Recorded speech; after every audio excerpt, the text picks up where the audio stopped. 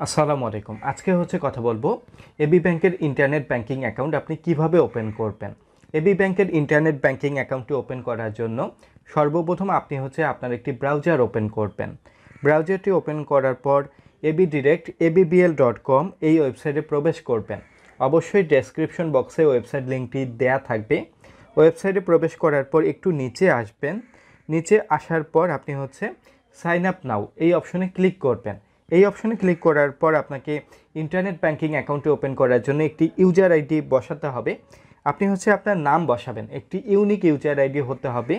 আপনার নাম বসানোর পর আপনি যে কোনো একটি সংখ্যা বসাতে পারেন, 789129 এই ধরনের হচ্ছে ইউজার আইডি বসানোর পর ইমেল আইডি বসাতে হবে।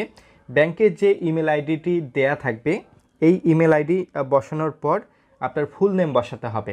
আপনার অ্যাকাউন্ট হোল্ডারের যে নামটি থাকবে এই নামটি বসানোর পর অ্যাকাউন্ট নাম্বার বসাবেন। আপনার চেক বই অ্যাকাউন্ট নাম্বারটি দেওয়া থাকবে, আপনার সাথে না থাকলে আপনি কাস্টমার কেয়ারে কল করে অ্যাকাউন্ট নাম্বারটি নিতে পারবেন। অ্যাকাউন্ট নাম্বারটি বসানোর পর আপনাকে হচ্ছে মোবাইল নাম্বার বসাতে হবে। ব্যাংকের সাথে আপনার যে মোবাইল নাম্বারটি কানেক্ট থাকবে এই মোবাইল নাম্বারটি বসানোর পর ন্যাশনাল আইডি কার্ড নাম্বার বসাতে হবে। ন্যাশনাল আইডি কার্ড নাম্বার বসানোর পর সাইন আপ অপশনে ক্লিক করবেন। সাইন আপ অপশনে ক্লিক করার পর আপনার কিন্তু সাকসেসফুলি রেজিস্ট্রেশনটি কমপ্লিট হবে। এরপর আপনার রেজিস্ট্রেশন যে ইনফরমেশনগুলো থাকবে আপনি দেখতে পাবেন। আপনি হচ্ছে একটি ট্র্যাকিং নাম্বার পাবেন। এর পাশাপাশি আপনাকে একটি মেল করা হবে, মেইলের মধ্যেও কিন্তু আপনি এই ইনফরমেশনগুলো দেখতে পাবেন। এরপর হচ্ছে আপনার যে ব্রাঞ্চের এগেনস্টে আপনার অ্যাকাউন্টটি ওপেন করা থাকবে এই ব্রাঞ্চ থেকে ভেরিফিকেশন করে আপনাকে কিন্তু অ্যাপ্রুভাল দেওয়া হবে। আপনার ইন্টারনেট ব্যাংকিংয়ের অ্যাপ্রুভাল শেষে এরপর এবি ব্যাংকের যে হেড অফিস থাকবে এখান থেকে হচ্ছে আপনাকে কল করা হবে। কল করার পর আপনাকে অ্যাপ্রুভাল দেওয়ার পর আপনি কিন্তু ইমেলে হচ্ছে একটি ইউজার আইডি এবং একটি পাসওয়ার্ড পাবেন। এরপর হচ্ছে আপনাকে নতুনভাবে হচ্ছে এবি ডিরেক্ট যে প্লে স্টোরে অ্যাপ রয়েছে বা অ্যাপ স্টোরে আপনি হচ্ছে প্লে স্টোরে প্রবেশ করে এবি ডিরেক্ট এই অ্যাপটি ইনস্টল করবেন। এই অ্যাপটি ইনস্টল করার পর আপনি হচ্ছে এবি ডিরেক্ট যে অ্যাপটি রয়েছে অ্যাপটি হচ্ছে ওপেন করবেন। ওপেন করার পর আপনার ইন্টারনেট ব্যাংকিং এই অপশনে ক্লিক করবেন। ইন্টারনেট ব্যাংকিং এই অপশনে ক্লিক করার পর আপনি অ্যাকাউন্ট অপশনে ক্লিক করবেন।